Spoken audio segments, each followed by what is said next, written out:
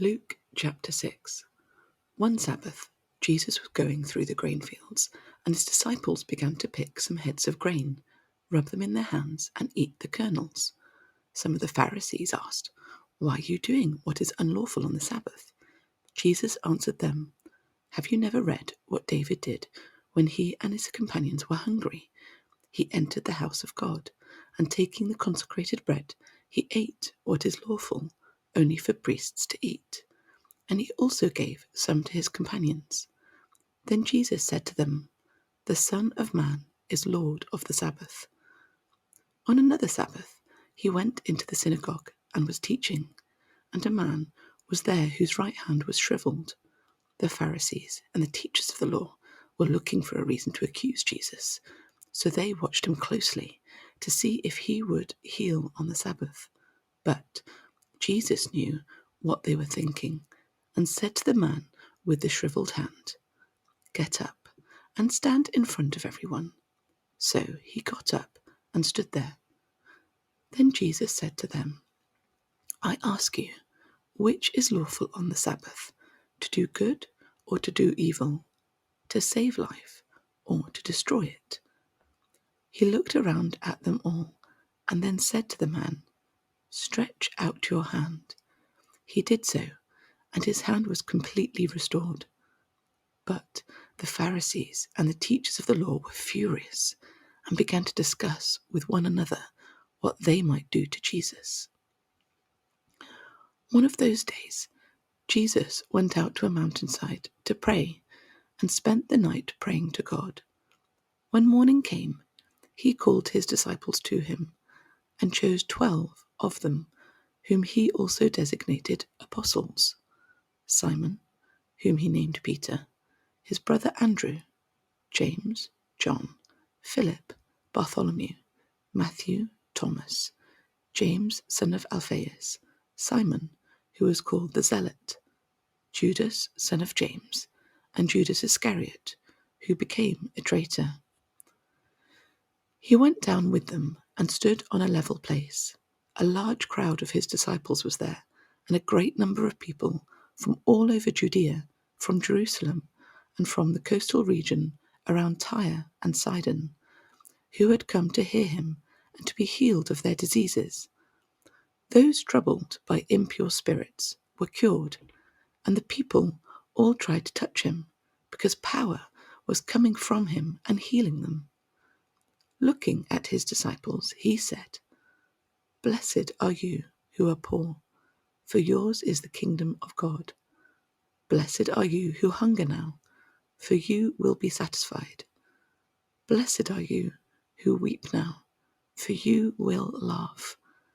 Blessed are you when people hate you, when they exclude you and insult you and reject your name as evil because of the Son of Man. Rejoice in that day and leap for joy, because great is your reward in heaven. For that is how their ancestors treated the prophets. But woe to you who are rich, for you have already received your comfort. Woe to you who are well fed now, for you will go hungry. Woe to you who laugh now, for you will mourn and weep.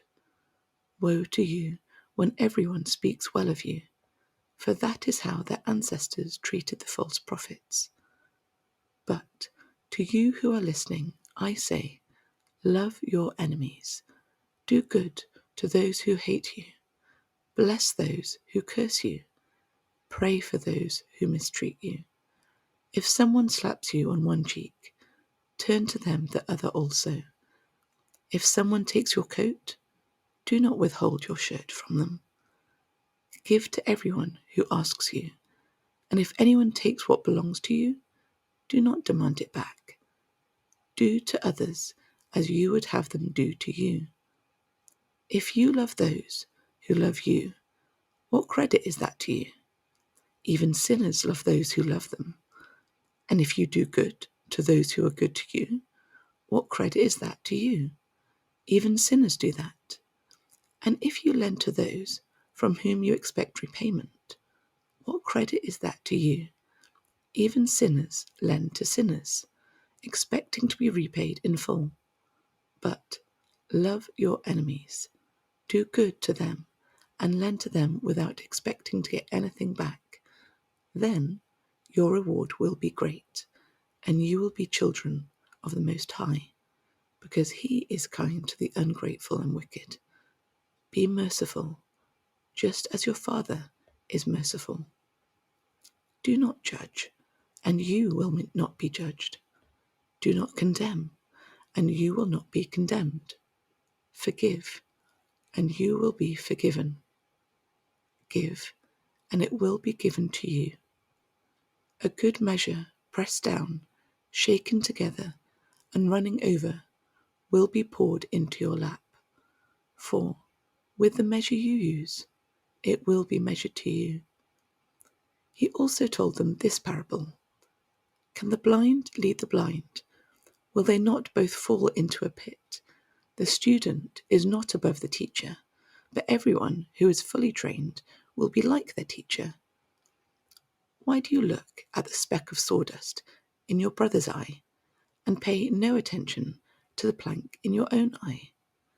How can you say to your brother, "Brother, let me take the speck out of your eye," when you yourself fail to see the plank in your own eye?